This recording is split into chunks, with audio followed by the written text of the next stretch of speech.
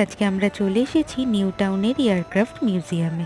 বিশ্ব বাংলা গেট ধরে সোজাসুজি কিছুক্ষণ হাঁটলেই তোমরা পৌঁছে যাবে এই মিউজিয়ামে। এখানে টিকিট মাত্র 30 টাকা। এই Tupolev 142M anti submarine warfare এয়ারক্রাফটটি ইন্ডিয়ান নেভির হয়ে প্রায় 29 বছর ধরে দেশকে পরিষেবা দিয়েছে।